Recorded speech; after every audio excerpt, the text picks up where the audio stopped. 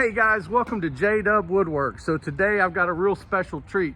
So what you don't know about me maybe is that Monday through Friday I'm actually the director of HR, or one of the directors of HR for Leander ISD. Leander ISD is here in Central Texas and it covers 200 square miles. We've got 42,000 students and 6,000 amazing employees. It takes a heck of a lot of buses to get these kids safely to school and back to home at the end of the day. The people that drive these buses are some of the most dedicated staff and people that I've ever met.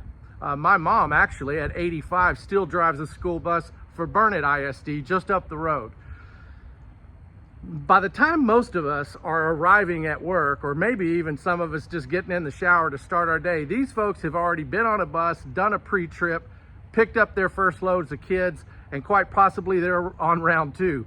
They leave in the dark, they get home in the dark, rain, sleet, hail, snow, bad weather conditions. These guys are super dedicated and they're really a great group of people. I've had the pleasure of working with these folks for the last 10 years. Tracy Franco is the director of the transportation system here in Leander ISD, and her team have just done a marvelous job over the last several years. And you know, to pay tribute to them, I thought, wouldn't it be cool to make a school bus out of wood? Oh yeah. So over the next 20 minutes, I'm going to show you the process that I create the front of this school bus out of a lot of different types of wood. It's going to be fun. It's going to be challenging. The end result is going to blow your mind. So stick around. We're going to make a big old mess. Okay, come on.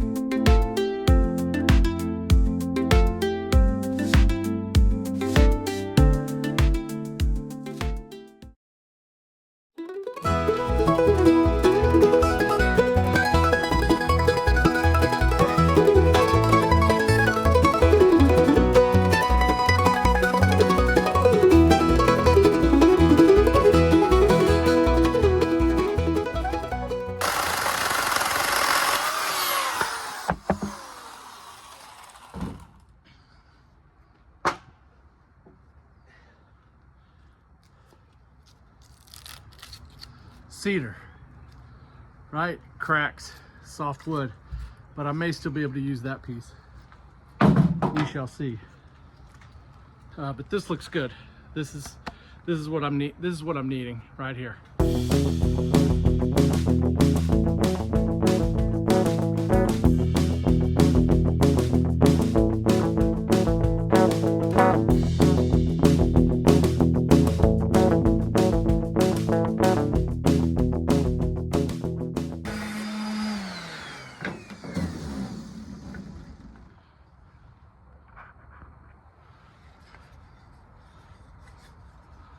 Right, so what is it this way? It'll be like this, right? Good enough for government work.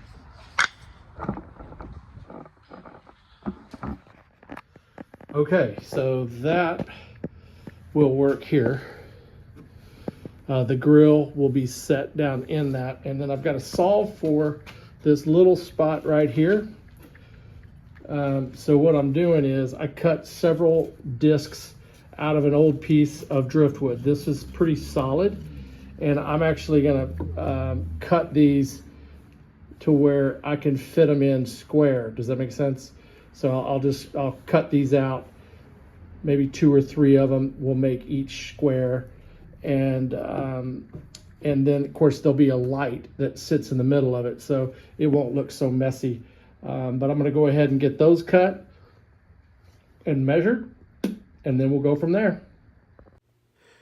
So I just take each one of the discs and cut them down to squares, and then essentially just build a puzzle, trimming those down to where it fits perfect. Oh man, what a puzzle, right? So this thing, it still looks really rough, and I get that.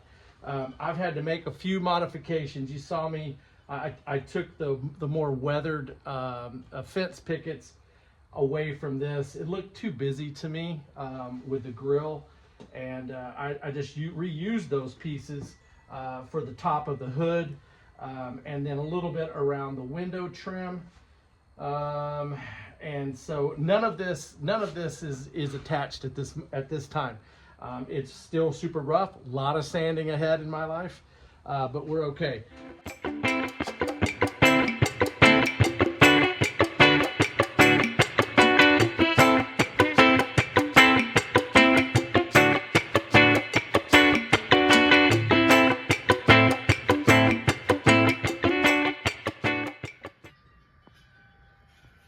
All right, so after a lot of measuring and cutting and sanding, I finally got those counter sunk down in there. So that's the grill, right? And some of these are different heights and things like that. I don't care. And then but underneath, I may put resin in between all of these, or I may just paint it black underneath. Probably just paint it black because it's going to get cold this week. I don't really want to mess with resin. So now I'm going to sand these down. I'm going to get these cleaned up. And again, it's just sanding. So I don't think you really want to watch all that. But anyway, this is coming along nicely now. Sorry about that. My camera stopped recording. But so what I did, because this is the front of the bus, I wanted to make it a little bit more three-dimensional. So I added this piece of plywood. And that will that'll give me just enough height to where this kind of comes out from the cab, which is going to sit a little bit further back. So now I just put all these pieces back together and make sure that I've got a good fit all across. As far as the spacing is concerned, I'm thinking it's looking pretty good. And then I will go back and trim around all of this just with a sander, and hit it to where it's nice and smooth all the way around. And it's looking really cool, man. I'm starting to like this thing. There for a moment, I didn't. I think I was getting a little bit frustrated. It's just too many pieces, you know. So if you're doing a project like this and you've already traced it out, just be patient, right? So I think that you could use this application and tracing out the template on just about anything. If you wanted to do your own logo, sorry, yeah, let's do this. So if you wanted to do your own logo, this would be the way to go, in my opinion, with all these different pieces. If you don't have a CNC machine or something super fancy, and you've just got a lot of scraps, this actually works real well. You know, yeah, I picked a bus, but I could have picked my logo and sketched it out and made it three-dimensional. And so if you're doing something for your own garage or for your shop or whatever, this actually might work perfect for you. So I'm going to keep putting this stuff together, and I'll paint. Like I said, I'll paint underneath here black. These lights this is for the lights, and I actually will have real lights that I'm going to mount, right on top of this. But you can see how this is all fitting together now. And it's, I also sanded all the edges everywhere kind of round to where I don't want them to fit perfect. I wanted it to look like a puzzle where you kind of see that curve right there on the end. And so I did that. I'm liking the way that that's turning out. Let's see here. Need to put this and then these guys Let's see. Got a little bit of room right there. Comes out a little bit. Once I start securing everything, that's really when I can make a little bit more detailed adjustments. Right now, every time I move one piece, everything else moves. So, but this is as clean as I've seen it so far. So that makes me really, really happy. And then these guys obviously are all going in here. I'll space those out, and that'll be our radiator grill. Let's see here.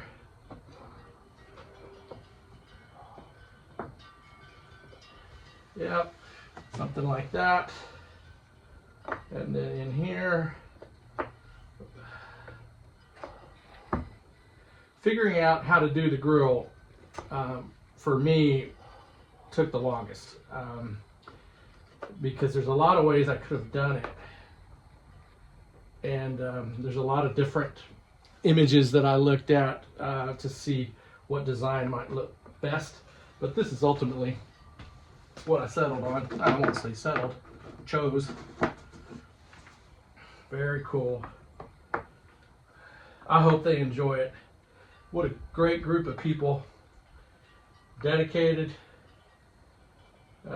When most of us are jumping in the shower or getting ready for work, they've already been at work a few hours, I assure you of that. Driving a big yellow bus with a bunch of kids on it. So that's what we have. This is looking pretty sharp. I'm still on the fence as far as my tires are concerned, but that's neither here nor there. I don't have to talk about that right now. I'm at a pretty good stopping point, so y'all have a good one. I'll catch you on the other side. JDUB-Woodworks, the wood with hands so strong, from sunrise till the end of daylight long. Driftwood and logs, each shapes a flare in a backwoods shed where stories are shared. Chainsaw buzzes and the chisel digs it deep. JDUB guards while the town folks sleep. Faces emerge from the timber dust, works of art from the logs we trust. JDUB's got a talent so rare, so raw, turns old wood into visions you saw. Each piece tells a tale of days gone by. JDUB's craftsmanship will never die. Old scars and knots become beauty supreme. In JDUB's hands, dead wood redeems. From twisted roots to branches high, art forms rise as years roll by.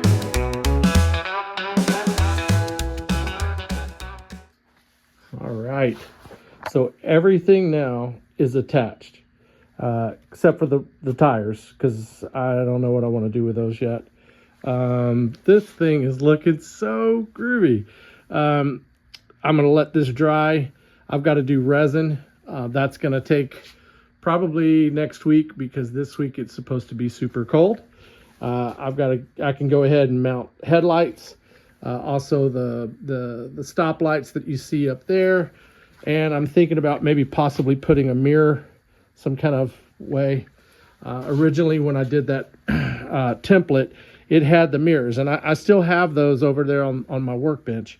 But anyway, I'm at a good stopping point. I feel real confident with the way this is looking. It certainly looks like a school bus to me. Okay, so one of the final touches that I'm going to do on the school bus is I got to give this sucker some lights, right? So I picked these up. These are just some clearance lights, but I got a couple of these for the top. And then I've got these small little LEDs. These are actually the kind that you could add as just an accessory to a truck grill or something like that. But I think if I can set these in there, that'd be enough. I may end up coming back and creating some resin light covers to where it's a little bit broader, at least on the bus. But let me show you how to do this. If you're going to add lights, and I'm going from AC, which would be your typical household electric, to DC, which would be more automotive 12 volt, excuse me, I picked up one of these. You can get these on Amazon, pretty much anywhere, but this is an AC to DC converter, and I'll attach that to the back. This can get plugged in, and then you just follow the basic wiring diagrams with your positive and negative ground to run the lights. So I'm gonna do that actually now before I start putting any of the polyacrylic on there, only because I'm gonna be holding this thing and moving it around.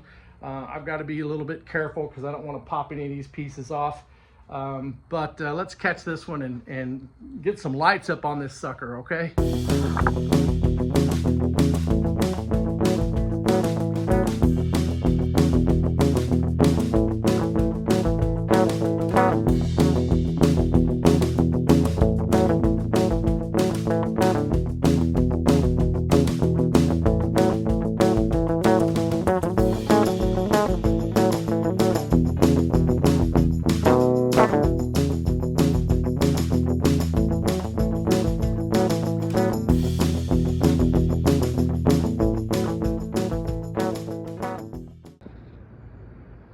All right, so I finally finished the tires. What I used is just a 1x6 that I had for left over from the patio. And then I just scored it for the treads, and I did that on both sides. And then put just an ebony stain on it. And so it's still a little bit tacky. I don't want to mess with that yet. The lights look fantastic. The grill is probably my favorite. And of course, I don't have the polyacrylic on there yet, but that turned out really, really good. And then, so this is not resin. I just used that same ebony stain here, and I put it on that. And quite frankly, now that it's there, and I think once I put a nice thick coat of the polyacrylic, that I may not have to do resin at all, which is great because this week is not going to be good weather. This thing looks fantastic, and I cannot wait to deliver it to my crew over at the transportation department. Tracy and her team, they are going to be super pumped, and they certainly deserve it. They're awesome, awesome people. So I chose this mid-wax polyacrylic. I really like it. It's water-based. It doesn't change the color of the wood significantly. It's very easy to put on, and it's even easier to clean up. All right, these are the final touches on this thing. So I've put another coat of the polyacrylic. I sanded after that first coat just to make it nice and smooth. For the second coat, it's ready to go. I've also taped off the windshield with some clear tape. I don't know if you can see that, before I put the resin down. And I've got it in the garage. I've had to heat up the garage to where the resin will actually cure, and then I'll capture that once I get that poured off. So I use this epoxy product that I got from Amazon. It's a Promise epoxy, and I've had pretty good success with it. I'm really worried about the temperature. I've got the heat gun, I've got the heater out here, but you know, this is a science whenever you're using epoxy. And there's the final product. The epoxy turned out great. The wood looks fantastic. I can't wait to give this to the transportation folks. If you like what you see, give me a thumbs up and certainly subscribe to the channel. Y'all take care.